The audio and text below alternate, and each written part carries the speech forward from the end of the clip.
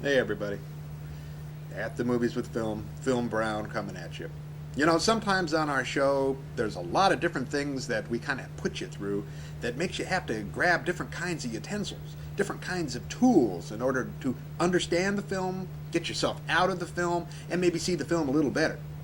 Don't think you're going to need the squeegee for this one. Sometimes you need the mallet when you're thinking of Mesa of Lost Women,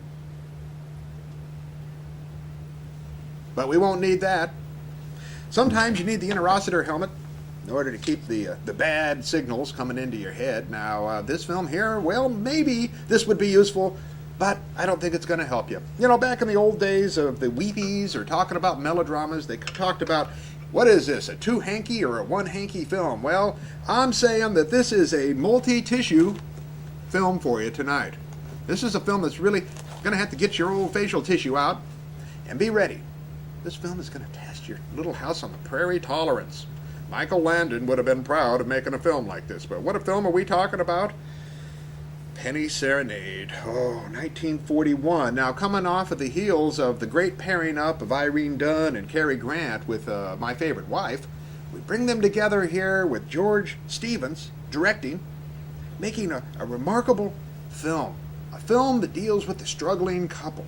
We have sort of Cary Grant is this kind of guy who wants to live a carefree type of life. He's a newspaper publisher, runs a little newspaper, and his wife, who's more the frugal type, who wants to hoe the line, to keep things tight, to keep the budget together. And of course, Cary Grant, you know, is kind of a gadabout and wants to kind of splurge more often than he should. And you know how that always brings tears and hardships into the family situation. Now, the film deals with this couple trying to run this paper and their adoption of a child and the struggles and the tribulations of childhood. And I can't go too far into that because I think that's where you're going to need some of your Kleenexes, because it's going to test you. Test me. Every time I watch this film, got to grab the tissues out, got to be dabbing the eyes, nose is running, getting kind of choked up when you're watching this movie. Now, people who are going to steal this film or try to steal this film out from under Cary Grant and Irene Dunne, and they do a remarkable job. One of the scenes to watch out for Cary Grant is that scene where he has to defend his parental rights to the adoption agency and argue why they should be allowed and why they are fit parents to have a child and so on. Two characters to watch, two actors to watch. Beulah Bondi plays Miss Oliver. She is the adoption agency agent who's there to make sure that they do hoe the line and that they keep a good home for a child. Another actor who we love on this show desperately, not Lon Chaney Jr. You know, we love him a lot, but it is Edgar Buchanan. There's Uncle Joe, he's moving mighty slow at the junction. Petticoat Junction. Now, he plays Applejack in this film. And he's sort of like your, you know, in westerns, you got your sidekick and things like that. Well, you don't think about melodramas having a sidekick, but this one sort of has a sidekick. He's sort of the guy who runs the presses and stuff like that. He's the guy who sort of keeps the couple together and tries to keep them together. Now, there's an interesting tactic for this film. This film is a series of flashbacks. And it starts off with, and I'm not giving anything away, the film starts off with the couple ready to break up. And Applejack and Irene Dunne sort of start playing records and stuff like that, and those records, with a variety of different themes, sort of take us back to the earlier days, the good old days, the halcyon days of the marriage, and sort of the tough days. So keep an eye out on that record player and how that thing has worked. It's a nice transition.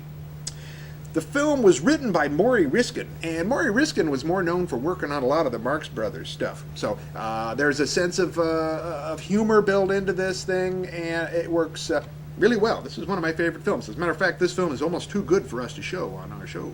Now, George Stevens, of course, he's a major guy, major director. Some people put him in the top pantheon of American auteurs and things like that. I don't. I don't think that he is that hot in some ways, but he made some films that need to be mentioned. Shane. I love you, Shane. Shane. He made Shane. He also made The Greatest Story Ever Told, which I thought was Shane, but they tell me that's another movie. Likewise, he did The Diary of Anne Frank, and of course he made Giant.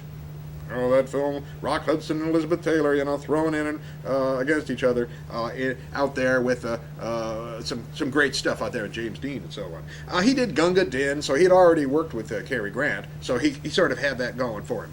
But this one here, this is a remarkable little melodrama, Penny Serenade. I was looking through the credits as well, and I was looking. The person who did the orchestration for this film was Carmen Dragon. Now, Carmen Dragon, if that name doesn't ring any bells for you, that person later goes on to do the scoring for that great film, Invasion of the Body Snatchers. Also, you know who the dialogue director for this film was? William Castle. Yep, ma'am. House on the Haunted Hill, 13 Ghosts, all that crap, right? So there's a lineage of crapness embedded inside of this great film. So I'm thinking, yeah, it passes muster. It'll be okay for our show because they had some really junky guys working on it who will sort of forget their working with the big guys and sort of go off and make the great junk, make the great crap. Now, I'm not sure. It's always hard to predict for you guys. It's hard to predict for the audience. Whether you'll need this mallet. Whether you'll be weeping so much, maybe you're splatting all over the place, you're going to have to clean your television screen off. I don't know about that.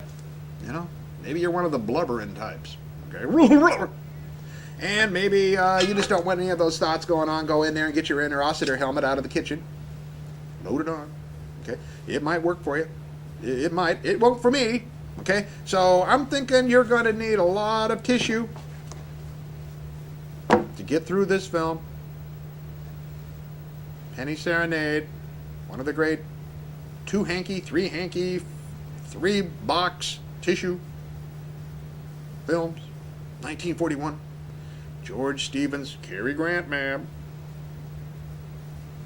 Let's roll them, Smokey.